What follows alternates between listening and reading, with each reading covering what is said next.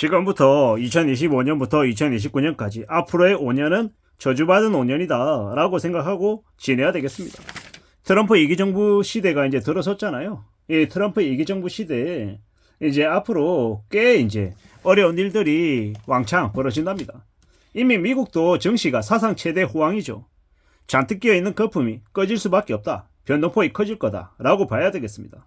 앞으로 보호무역주의가 강화되고 이제 관세 폭탄이 터지고 이제 되게 어려운 상황들이 벌어진다라고 봐야 되겠습니다. 러시아나 이스라엘 전쟁은 멈춘다고 하고요. 이제 앞으로 더욱더 트럼프가 부동산 업자의 마인드로 중국이나 한국을 상대로 이제 뜯어먹기 시작한다라고 이야기합니다.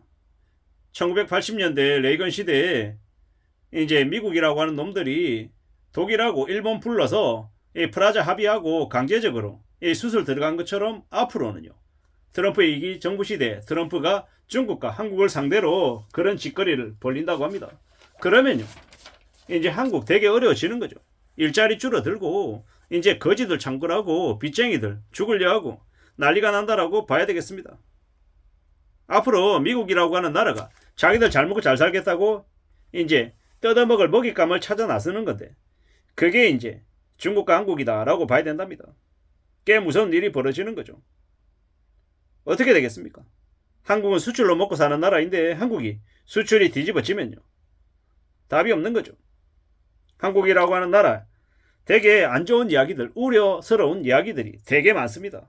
이 고물가 시대 서민들, 보통 사람들의 생활이 안 되죠. 더욱더 이제 힘들어지고 어려워지고 되게 쇼크 속에 허우적거리며 살고 있는데 우리가 어떻게 살아가야 되겠습니까? 꽤 무서운 거죠. 앞으로 이제 서민들이 쓸 돈이 없어서 허덕이고 범죄만 늘어나고 흉흉해진다라고 얘기합니다. 월급은 안 오르고 회사에서 잘리고 소비할 여력 없고 주머니에 돈 없는 인간들만 늘어나면요. 답이 없는 거죠. 이런 험한 시대에 우리가 어떻게 살아가야 되겠습니까? 나라에 기댈 생각, 기업에 기댈 생각, 회사에 그리고 남한테 기댈 생각도 하면 안 되죠. 우리는 오직 스스로 자신을 믿고 어떻게 내핍하고 어떻게 절약하고 어떻게 검소하게 살면서 삶을 지켜낼지에 집중해야 된다라는 겁니다. 꽤나 안 좋은 상황들이 지금이다라는 걸 명심하고 또 명심하고 지내야 되는 거죠. 쌩 난리가 나고 있다라는 겁니다. 이런 시대에 함부로 집을 산다, 주식 투자를 한다, 되게 우려스러운 이야기입니다. 참 안 좋죠. 이런 시기에 뭔가를 일을 벌린다라는 건 아니 내가 일자리가 없는데 일할 데가 없어서 창업하는 걸 어쩌란 말이냐 이렇게 항변하는 사람도 있는 걸 알고 있습니다. 근데 정말 잘 생각해야 됩니다. 지금은요 회사에서 월급 받는 걸 정말 감사해야 됩니다. 제가 이제 주변 사람들하고 이야기하면 항상 하는 얘기 있습니다. 회사 다니고 있어 혹은 사업하고 있어 근데 뭐 대금을 따박따박 꼬박꼬박 이렇게 잘 지급받느냐 혹은 직장인들 월급이 안 밀리고 제대로 나오느냐 라고 얘기했을 때 맞다라고 얘기하면 저는 뭐라고 얘기하냐면 그러면 정말 감사해야 된다고. 지금은 다니고 있는 회사 탄탄하고 월급 계속 나온다 그러면 다행이다 라고 얘기해야 될 판인 거죠. 앞으로 우리가 상황이 정말 안 좋아진다고 얘기합니다. 이런 안 좋아지는 상황에 어떻게 살아가야 되겠습니까? 고민하고 또 고민하고 대비하고 대책 세우고 어떻게든 살아갈 방도를 스스로 만들어야 되는 거죠. 앞으로 경제적인 상황이 안 좋아서 사람들이요 도박하고 영화관 가고 이제 술 마시고 이런 이제 제약주들이 되게 많이 뜬다라고 이야기합니다. 그게 뭡니까? GKL, 강원랜드, 그리고 이마트, CGV, 롯데관광개발, 담배, KTNG, 커피 동서 뭐 이런 제약주들이 되게 뜬다라고 하죠. 이게 대표적인 불황 주식입니다.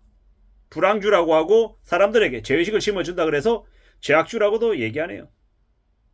이러한 이제 주식들, 이러한 기업들이 뜬다라고 하는 건 우리에게 어떤 의미, 어떤 메시지일까요? 앞으로의 삶이 정말 쉽지 않으니 정말 정신 바짝 차리고 살아가야 된다라고 이야기해 주는 거죠. 앞으로 우리는요 더욱더 실업자가 창궐하는 시대를 맞게 된다라는 것.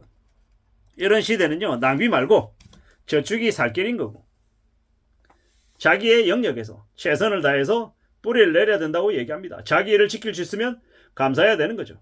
앞으로요, 공기업, 공무원, 교직자 이런 사람들을 되게 이제 인정하고 이제 선호하게 된다라는 겁니다.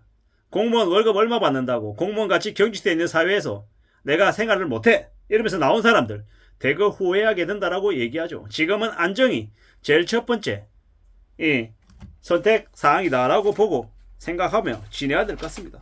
앞으로 우리가 살아가는 시대가 많이 힘겨워지고 많이 어려워질 것이기 때문에 어떻게 생각해야 됩니까? 좀 더 대단하게 좀 더 자기가 잘나고 승승장구할 거라 이런 생각하지 말고 안 쓰고 아끼고 저축하고 인간관계 최소화하고 재미없게 사는 게 살 길이다라는 겁니다. 빚 없이 살아야 되고 착실하게 살아야 되고 친구 많아봤자 별로 소용없답니다. 그리고 앞으로는요, 좋은 대학 학벌도 예전보다 많이 줄어들 거랍니다. 남한테 피해 안 주고 착실하게 조용히 살면 그게 최고랍니다. 이제 사람들 만나면요, 안주가 이렇게 깔려있고 맥주 시켜서 먹는 게 아니라 그냥 편의점에서 캔맥주 한 개 사서 각각 캔맥주 한 개 들고 그냥 몇 시간 얘기하며 시간을 때울 것 같습니다. 소소하게 소탈하게 이제 살겠죠. 자기 취미생활하고 노후를 착실하게 잘 준비하는 게 훨씬 더 낫다라고 얘기합니다. 부자, 성공 이런 얘기하는 놈들 아예 그냥 멀리하는 게 맞습니다. 성공도 해본 적도 없는 놈들이 남 뜯어 먹려고 개수작실 벌리고 있는 거죠. 남의 약점 찾아가지고 이용해 먹으려는 이들이 많다라는 겁니다. 잘 살려면 앞으로 지독하게 아끼고 절약하고 저축해야 됩니다. 잘 사는 법은 결국 절약입니다. 앞으로 함부로 자기 자신의 속내를 남한테 내비쳐서도 안 되고 자린고비처럼 살아야죠. 그래야 살아남습니다. 이 세상에 허세 부리다가 순식간에 지옥으로 추락할 수 있다는 것. 나를 돕는 사람은 누구다? 내 자신뿐이다. 그래서 최대한 돈 안 드는 취미 가져가고 또 욕심 안 부리고 살아가고 조심 또 조심해야 된다는 겁니다. 이 급변하는 시대 세상이 어떻게 흘러가는지 잘 살피고 잘 대비해야 될 것 같습니다. 가족 위주로 살고요. 함부로 남들에게 내 상황 얘기 안 하고 조심 또 조심해야 됩니다. 정말로 함부로 나다니지 말고요. 정신 바짝 차리고 살아가야 되는 거죠. 그래야 살아갈 수 있는 것 같습니다. 실속을 최우선으로 생각하고 지내야 됩니다.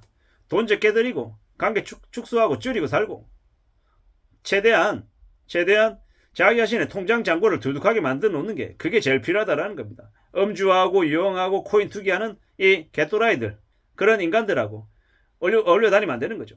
욕심 부리지 말고 항상 감사하게 살고 주변에 베풀 수 있고 밥이든 커피든 얻어먹지 말고 사주는 사람이 돼야 되고요. 그렇게 살아야 그래야 삶을 지켜낼 수 있을 것 같습니다. 정말 정신 바짝 차리고 살아가야 되겠습니다. 이상입니다.